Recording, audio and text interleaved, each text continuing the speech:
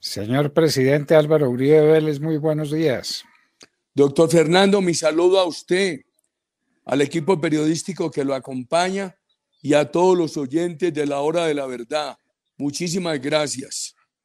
Gracias a usted, presidente, por acompañarnos en estos grandes reportajes de la Hora de la Verdad. Presidente, usted es demasiado significativo para el país. Usted representa lo mejor de las virtudes cívicas de Colombia. Usted significa toda una forma de concebir la política y de hacer la política, de hacerla con limpieza, con altura, con grandeza, y es por eso por lo que lo están atacando de la manera tan vil como lo están atacando. Entonces, su proceso, que lo hemos tenido en la mira mucho tiempo, muchas veces, lo hemos llamado kafkiano, porque recordamos el proceso de Franz Kafka, que nunca supo el pobre hombre de qué lo acusaban y por qué lo llevaron a las puertas de la muerte. Presidente, ¿usted sabe exactamente de qué lo acusan y por qué lo acusan? Doctor Fernando, tengo que ser muy prudente porque la señora juez nos ha prohibido hablar del proceso, pero imagínense que a mí me acusan de aquello que nunca habría pasado por mi mente, que comprar testigos. Yo he sido un combatiente de frente, con las cartas sobre la mesa. Me ha gustado hablar mirando a los ojos. No me gustan las gentes que no miran de frente. Imagínese, doctor Fernando, y entonces me acusan de compra de testigos y me acusan de que puse de cómplice a Álvaro Hernán Prada. Eso es como que yo pusiera de cómplice a mis hijos para que me ayudaran en la tipificación de un delito. Imagínese usted qué batalla, pero la soportamos y tengo que abstenerme de hablar del tema porque el 13 de enero se reanudan estas audiencias y la señora juez ha dicho que no se puede hablar del tema. Bueno, ¿por qué lo ha dicho la señora juez? Ella lo sabrá. Pero este es un debate público, este es un proceso público contra un hombre público. ¿De cuál significación? Pero en fin, entendámoslo y hagámoslo de esa manera para que usted no tenga dificultades adicionales, señor presidente. Señor presidente Álvaro Uribe Vélez, la situación del Centro Democrático no es una situación sencilla, es una situación compleja, difícil. Ya tiene su candidato, que es una persona excepcional, de grandes virtudes, de grandes cualidades, pero tiene mil dificultades internas. Usted está al frente de ese proceso, esté ejerciendo o no esté ejerciendo específicamente la política, pero usted es un hombre político que atrae y que resuelve los problemas. Señor presidente, hablemos del Centro Democrático, hablemos de su candidato y sus candidatos al Congreso, al Senado y a la Cámara de Representantes. ¿Qué nos puede decir sobre el particular? Con toda largueza y con toda tranquilidad, presidente. Gracias, doctor Fernando. Primero hablemos del Centro Democrático. Este partido es el partido que ha hablado con claridad en un tramo de la historia de Colombia sobre el valor y la necesidad de la seguridad, sobre el valor y la necesidad de la empresa privada como fuente de recursos para la política social, sobre la necesidad del Estado austero en lo burocrático para poder ser expansivo en lo social. Es un partido que ha hablado sin tapujo contra ese Estado criminal alternativo que es el narcotráfico. Yo recuerdo que cuando con usted avanzábamos para en el 99 2000 en esta batalla, nos decían que Colombia no tendría éxito un proyecto de seguridad. Los partidos políticos colombianos han sido muy tímidos frente al tema de la seguridad y han sido muy afectos a decirle sí a todos los grupos terroristas. Ahí marca una gran diferencia el Centro Democrático, por lo que hay que cuidarlo. Yo he visto en la política colombiana muchos políticos de otros partidos congraciarse con la empresa privada en épocas electorales y después no tener un compromiso serio en las acciones del gobierno y del parlamento con la empresa privada. Eso me ha parecido también muy grave. Y eso es una de las causas para que este país, que tiene grandes empresarios y excelentes trabajadores, no haya podido tener unos periodos sostenidos, fuertes de crecimiento económico para poder resolver los problemas sociales. Por contraste, el Centro Democrático ha dicho y lo reivindica, el único camino para construir prosperidad es la empresa privada. Y por supuesto, nosotros vinculamos ese tema de la empresa privada con la política social, doctor Fernando. Y decimos, así como se necesita la empresa privada para generar recursos para la política social, se necesita la política social para legitimar a la empresa privada. Nosotros vemos con preocupación que de un lado en este país, los políticos neocomunistas así se quieran disfrazar de demócratas y desorientar solamente con su rabia, como Gustavo Petro, con su incapacidad de mirar a los ojos, con el odio que muestran, son generadores de odio de clases. Recordemos aquella víspera del paro, cuando este señor convocaba a que no compraran gaseosas de tal marca, a que retiraran los dineros de los fondos de pensiones, etcétera. Esa incitación a la violencia. Y otros se mueren de miedo. Parecen pertenecer a una democracia acomplejada, que les da miedo rechazar la violencia, que les da miedo defenderles la empresa privada, que les da miedo decir alto al vandalismo. El Centro Democrático en eso tiene dos características, doctor Fernando. Nosotros trabajamos por una sociedad solidaria, sin odio de clases, por una economía fraterna. Nosotros trabajamos por una defensa vertical, clara, de los valores democráticos. A mí me preocupa mucho que en las democracias, y se ve en la nuestra, muchos de los que han generado riqueza con trabajo, de los que generan empleo con esfuerzo, se sienten como avergonzados, se sienten como que hubieran cometido un pecado, como que se tengan que hacer perdonar, y entonces se sienten y son felices, entonces haciéndole concesiones a ese neocomunismo. Y por supuesto, esos partidos y esos candidatos de la democracia acomplejada, con su tibieza le crean también gran incertidumbre al futuro de Colombia. Por todo esto he dicho yo que el Centro Democrático tiene unos valores superiores a lo que fueron las ejecutorias de los gobiernos que presidí o a lo que sean las ejecutorias del presidente Duque.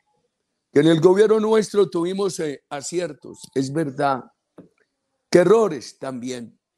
Yo le he dado la cara a todo, que nos acusan infamemente, como en el tema de los falsos positivos, también es verdad. Y nunca magnificamos los logros.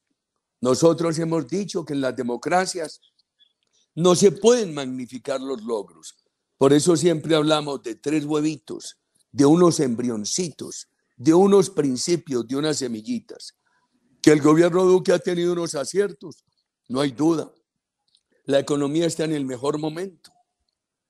Importantísimo es que podamos ver rápidamente la reducción de la pobreza, que se ha avanzado mucho en economías alternativas, por supuesto, que hubo un buen avance en salario mínimo también, que el presupuesto de educación ha pasado de 33 billones a 49, por cierto, así es, que se están financiando la universidad gratuita de 690,000 jóvenes, así, que faltan muchas cosas, claro, este problema del narcotráfico, este problema de la violencia, este problema de esos grupos criminales, este problema de que no hemos reformado la JEP, de que hay unos excesos que se cometieron en el proceso de La Habana sin corregir.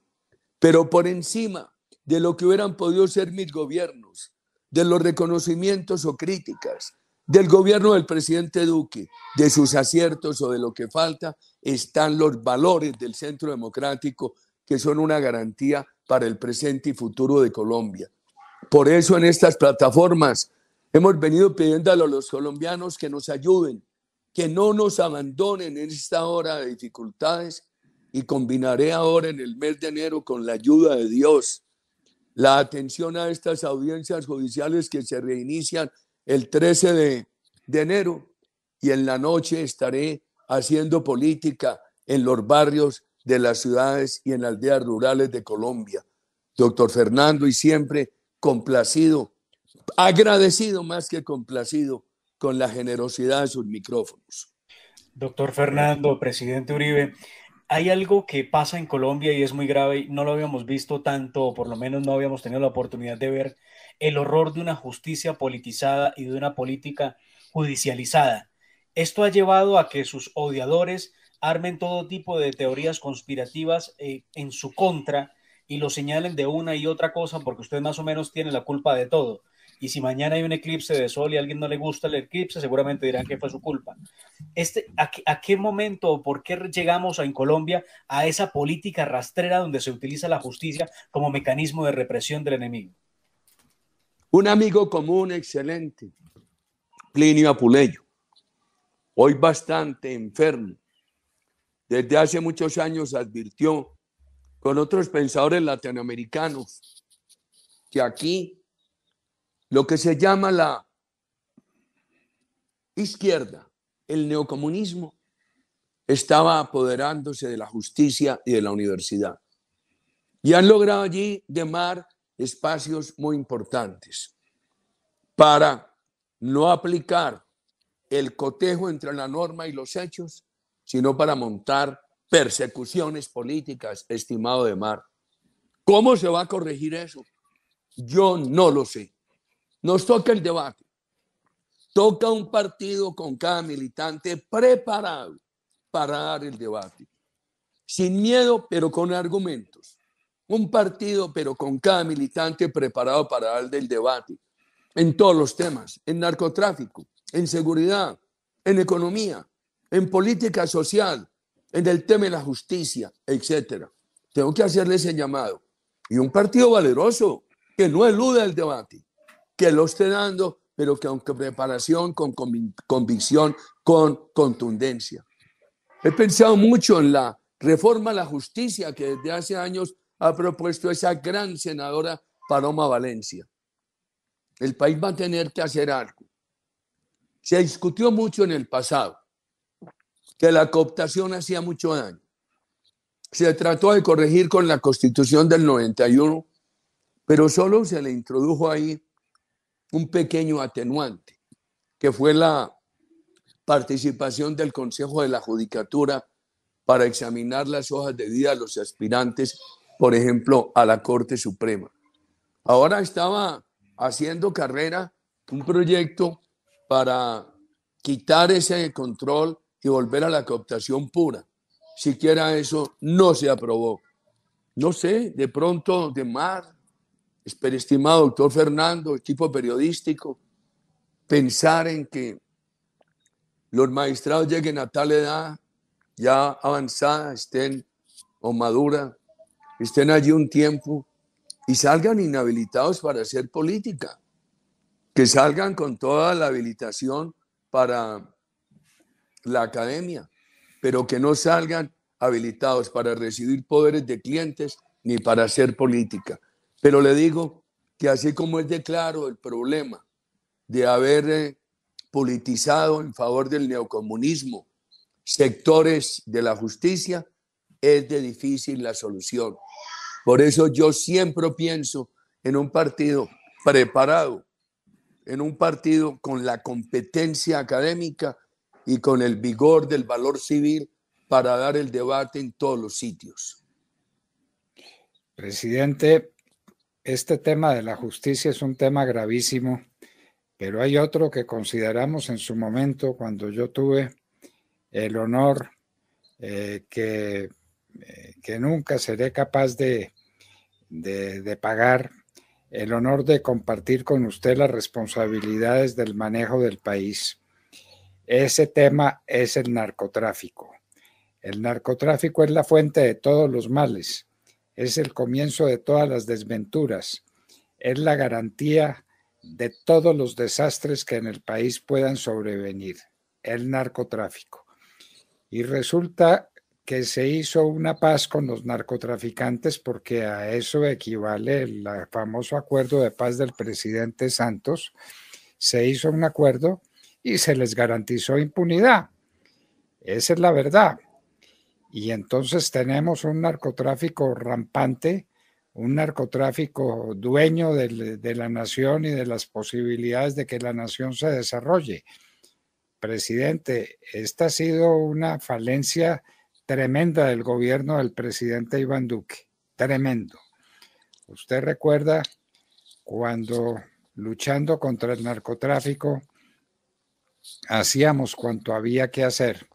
Usted recuerda cómo llenamos el país de glifosato para controlar el crecimiento de las siembras del narcotráfico y cómo logramos en un año, con usted y yo, en un año redujimos a la mitad el narcotráfico. Ahora el narcotráfico no decrece, el narcotráfico impera, el narcotráfico manda y eso es una verdadera calamidad pública, presidente. Usted tiene ideas muy claras sobre el particular y yo quiero que las refrende ante nuestros oyentes. El problema del narcotráfico y la manera de combatirlo, ya, ahora, porque no hay tiempo que perder. Gracias, doctor Fernando. Algunas causas y algunos comentarios sobre posibilidades. El narcotráfico, según Naciones Unidas, se había reducido a 42.000, 43.000 hectáreas por allá en el año 2013. Pero fueron llegando los anuncios de La Habana, de que el gobierno de entonces aceptaba que en el caso de la FARC el narcotráfico era delito político, sin cárcel, sin extradición, con la elegibilidad, que no habría fumigación y que la erradicación sería voluntaria. Engañan al país. Ese gobierno dijo que no había prohibido la fumigación en el Acuerdo de La Habana. ¿Cómo lo hicieron? La FARC exigía en el Acuerdo de La Habana que no hubiera fumigación. Y sabe el gobierno, sin aceptarlo explícitamente en el Acuerdo de La Habana, a través de una decisión del Ministerio de Salud, que en ese momento desempeñaba el doctor Alejandro Gaviria, prohibió la fumigación. Y después vino situaciones, hechos inconstitucionales. ¿Me estás oyendo, Demar? Sí, presidente, lo estamos escuchando muy bien. Sí, lo estamos escuchando. Presidente, ¿nos escucha? Sí, hombre, de un momento a otro se me perdieron. Estábamos en el tema del narcotráfico, sí, señor, que había propuesto el doctor Fernando Londoño. Sí, presidente. Entonces, primero para mí, para quien fue un honor, fue para mí trabajar en la compañía suya, doctor Fernando.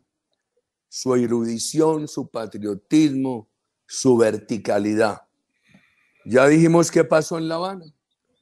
Cómo en ese momento el narcotráfico había caído a 42, 43.000 hectáreas. Cómo el gobierno le dijo a la FARC que en el caso de FARC el narcotráfico era delito simplemente político, sin cárcel, sin extradición, con elegibilidad política, que la erradicación sería voluntaria, que no habría fumigación. Y yo les hacía esta anotación. En el tal Acuerdo de La Habana, el gobierno no acepta explícitamente que no habrá fumigación. Pero ¿cómo lo hizo? Con una decisión concordante y contemporánea, coincidente en el tiempo con el acuerdo del entonces ministro Alejandro Gaviria, que prohibió fumigar.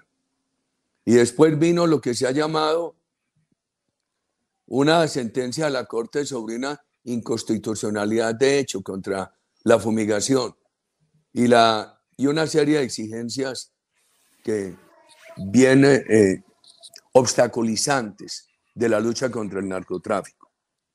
¿Qué ha hecho el gobierno Duque?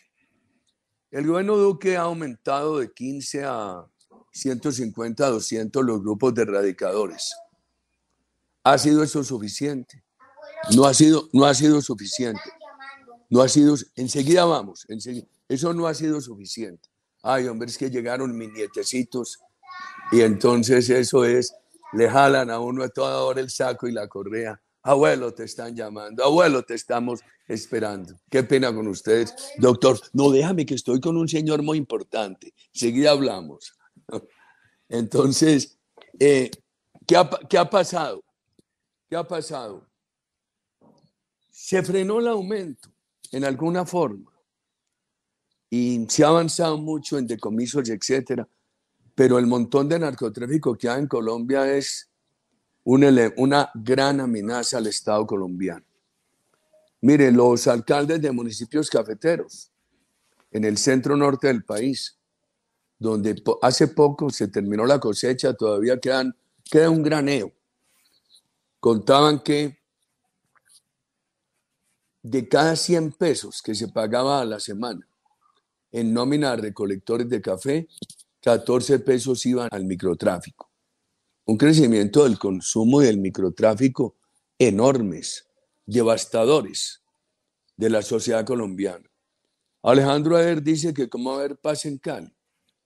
Si a la suma de el problema de inmigrantes pobres del Pacífico que han llegado a Cali, esa cantidad de desplazados del Pacífico, a eso hay que sumarle que el presupuesto de Cali es de 4 billones y el presupuesto del narcotráfico del Cauca es de 4 billones. El narcotráfico del Cauca tiene un presupuesto tan grande como la ciudad de Cali. Imposible garantizar la seguridad. O miren, lo de Cúcuta. ¿Cómo va a haber seguridad en Cúcuta? Departamento con más de 20.000 hectáreas de narcotráfico y esa concentración de narcotráfico en el Catatumbo y esa posibilidad allí de protegerse en el territorio de Venezuela. Yo creo que el partido, nuestro candidato, se tienen que comprometer a erradicar el narcotráfico como sea. En estos días me decían, bueno, pero hay la posibilidad de que se utilice el cannabis para sustituir el narcotráfico, hasta donde sea posible. Generalizar nuevamente lo que hicimos en el gobierno nuestro de familias guardabosques, que ahora lo llamarían cuidadores ambientales. Yo lo haría. Que hay la expectativa de una tecnología de los Estados Unidos para detectar más rápidamente laboratorios y eliminarlos, si llega bien. Con eso o sin eso. Con eso o con fumigación hay que derrotar el narcotráfico. Y nosotros no podemos tener temor para eso. Yo he lanzado un desafío en estos días desde estas plataformas y el doctor Fernando estoy seguro que me avalará. No hay quien pueda levantar la mano en Colombia para decir que durante nuestro gobierno las fumigaciones le hicieron daño a alguna comunidad. No hay alguien que pueda decir que fumigamos cultivos lícitos o cultivos de pan coger. No hay alguien que pueda decir que estuvimos fumigando sobre centros urbanos. No hay alguien que pueda decir que estuvimos contaminando cauces de quebradas. Nosotros fumigamos mucho, con toda responsabilidad. Y hoy sería más fácil, porque hoy casi que no necesita el piloto. El piloto es un asistente. El avión ese de fumigación se programa con el GPS y prácticamente y tiene una programación tal que se sabe a qué altura tiene que ir, los sitios exactos donde va a fumigar, que si hay mucha brisa, inmediatamente suspende la fumigación para evitar la volatilidad. La gota tiene que ser gruesa para garantizar caída vertical, etc. Si lo hacíamos nosotros a pulso y con éxito en nuestro gobierno, ¿cuánto más fácil hacerlo hoy con la tecnología? Ojalá este gobierno lo hiciera. Si no lo hace, ya está muy avanzado el tiempo. Nosotros tenemos que exigir, tenemos que decirle al país e insistir en la exigencia de que eso se haga. Y decir, pero ¿cómo así? Hasta en los jardines de las casas de los Estados Unidos, en los antejardines, utilizan el glifosato. El instituto ese de las asociaciones anticancerígenas de Estados Unidos ha dicho que no es cancerígeno. Un 2% se ha utilizado en el narcotráfico y lo otro se utilizaba en agricultura comercial, para que nos vengan entonces con unas teorías finalmente a legitimar un Estado narcotraficante, donde el desdén por la ley y por la vida imperan. Eso no se puede permitir. Y yo estoy preocupado porque el decreto del decomiso es bueno, pero no se ha aplicado con suficiente fuerza. Ojalá el ministro Diego Molano, que es un hombre serio, competente, pudiera en estos meses que le queda acelerar la aplicación del decomiso de droga y pudiera hacer otra cosa de gran importancia, que es aumentar la destrucción de esas casas de vicio, que ha sido uno de sus programas, estimado doctor Fernando. La fumigación, presidente, la fumigación manual o erradicación manual a la que se refieren, no ha tenido éxito, sino que ha sido un verdadero desastre. Usted recuerda que dejó el gobierno con 42, 43 mil hectáreas y hoy estamos por el lado de 240 mil hectáreas. Es decir, que esto ha crecido 6 veces, presidente. Eso es una tragedia nacional. Una tragedia nacional, ahí está el origen de todos los males. Ahí están las famosas casas pequeñas de narcotráfico en las ciudades. ¿De qué se nutren? Pues se nutren de la gran producción de cocaína. ¿Qué está pasando con la violencia en distintos lugares? Pues viene de la cocaína. ¿Por qué asesinan a la gente? Por la cocaína. La cocaína es el nombre de la desgracia nacional y eso en este tiempo ha crecido cerca de 6 veces. De manera que no podemos ser indulgentes, presidente. Nos llenaron el país de cocaína, nos llenaron el país de este vicio, que es un vicio a nivel individual y que es una tragedia a nivel colectivo. Esa es la verdad, presidente. Y no tenemos manera de erradicar los cultivos porque el gobierno no se atreve, porque le da miedo, presidente, es un problema de miedo, que se les quite el miedo y que erradiquemos por vía aérea y erradiquemos cuanto haya que erradicar y en muy poco tiempo habremos despachado el narcotráfico y estaremos viviendo otra realidad nacional, presidente. Ojalá, doctor Fernando, tenemos que pensar en otra cosa. Porque tutelas y jueces han venido parando la posibilidad de la fumigación. Habría que pensar también en qué reforma constitucional se puede implementar para eso. Y eso requiere unas mayorías en el Congreso que no se han tenido y que la situación en los próximos años puede ser crítica si en el partido no nos ponemos las pilas a ver cómo nos defendemos en las elecciones de marzo. Es una preocupación muy grande, doctor Fernando.